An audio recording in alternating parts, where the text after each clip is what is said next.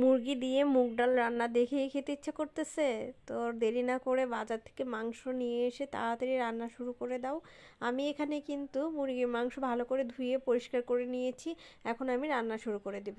কড়াইতে তেল দিয়ে দিয়েছি, গরম হওয়ার পরে এর ভেতর তো এলাচ, দারচিনি, তেজপাতা, এরপর পেঁয়াজ কুচি দিয়ে ভালোভাবে ভাজি করে নিচ্ছি। তবে বেশি ভাজার দরকার নেই, একটা কেমন কাঁচা গন্ধ আছে ওটা চলে গেলে এর ভেতর মাংস দিয়ে নিতে হবে।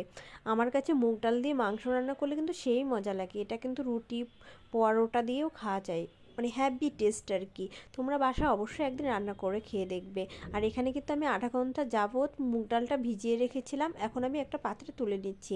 মুগ ডাল কিন্তু সবসময় আমি ঘরে রাখার সময় ভাজি করেই রাখি, যার জন্য এখন আর ভাজি করলাম না। আর এই মুগ ডাল ভিজিয়ে রাখলে কিন্তু একটু নরম নরম ভাব হয়ে আসে। আর এদিকে আমার পেঁয়াজটা ভাজা হয়ে গেছে, আমি এর ভেতর মাংস দিয়ে দিলাম। ভালোভাবে নাড়াচাড়া দিয়ে এখন এর ভেতর এক এক করে মশলা দিয়ে দিতে হবে। তবে তার আগে এখানে আমি রসুন আর একটা ছোট পেঁয়াজ আর আদাটা ব্লেন্ডার করে নিয়েছি, তো এটা দিয়ে দিলাম। এটা দেওয়ার পরে হলুদের গুঁড়া, ধনিয়া গুঁড়া, জিরা গুঁড়া দিয়ে ভালোভাবে নাড়াচাড়া দিয়ে নিচ্ছি। আর মাংস থেকে কিন্তু একটু জল বের হয়েছে, এজন্য আমি আর বাড়তি কোনো জল দিলাম না। তবে একটু পর মাংসের ভিতরে একটু একটু করে জল দিয়ে ভালো করে কষিয়ে নিতে হবে। আর এখন আমি শুকনো মরিচের গুঁড়া দিয়ে দিলাম। আর এটা যে যেমন ঝাল খায় সেরকমভাবে দিতে হবে।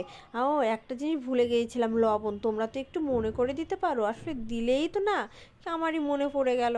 তো আমি এখন লবণ দিয়ে নিলাম। দেখো মাংসটা কষানোটা কত সুন্দর হয়েছে, মানে আমার তো দেখেই লোভ লাগতেছে। তো মাংস কষানো হয়ে যাওয়ার পর এর ভেতর কিন্তু গরম জল দিয়ে দিতে হবে। এখানে কিন্তু ঠান্ডা জল ব্যবহার করা একদম যাবে না। আর এই ফাঁকে দেখো আমি ডালটা যদিও বা এরভাবে দিলেও পারতাম, কিন্তু আমি একটা ছিটি দিয়ে নিয়েছি যাতে একটু নরম নরম ভাব, মানে ঘন ঘন ভাবটা চলে আসে। পুটুলির বাবা আবার ঘন ঘন মানে ডালটা হলে সেই মজা করে খায়। আর যার জন্যে রান্না করতেছি সে যদি ভালোভাবে খায় সেটাতেই আমার তৃপ্তি। আর এদিকে দেখো আমি কিন্তু ডালটা দিয়ে দিয়েছি, আর আমার ডাল রান্নাটা কিন্তু প্রায়ই হয়ে গেছে। এখন কিন্তু আমি নামিয়ে শুধু সোমবার দেবো। সোমবারে কিন্তু তেমন কোনো মশলাই ব্যবহার করিনি, শুধু ব্যবহার করেছিলাম হলো জিরা আর পেঁয়াজ কুচি। পেঁয়াজ কুচিটাও কিন্তু একদম বেশি না, একদম অল্প।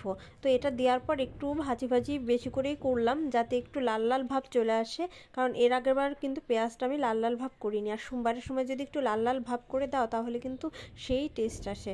তো এই দেখো আমার হয়ে গেছে পেঁয়াজ ভাজি, এখন আমি ডাল দিয়ে দিলাম। এখন একটু নাড়াচাড়া দিয়ে নামিয়ে নেব। আজকে ডাল রান্নাটা দেখে কতটা লোভনীয় লাগছে একটু সত্যি করে বলো তো। আর যারা যারা ভিডিও দেখবে অবশ্যই কিন্তু একটা কমেন্ট করে যাবে, আমি বলে দিলাম। আর কমেন্ট না করলে কিন্তু আমি ভীষণ রাগ করবো, আর লং ভিডিও দিব না। তো যাই হোক, আমার রান্নাবান্না শেষ হয়ে গেছে। তো আমার ডাল রান্নাটা কেমন হলো অবশ্যই একটি ছোট্ট কমেন্ট করে জানিয়ে যাবে। আর ভালো লাগলে অবশ্যই লাইক, কমেন্ট এবং শেয়ার করবে। তাহলে আজকের মতো এখানেই চলে যাচ্ছি, টাটা। সবাই সুস্থ থাকবেন, ভালো থাকবেন।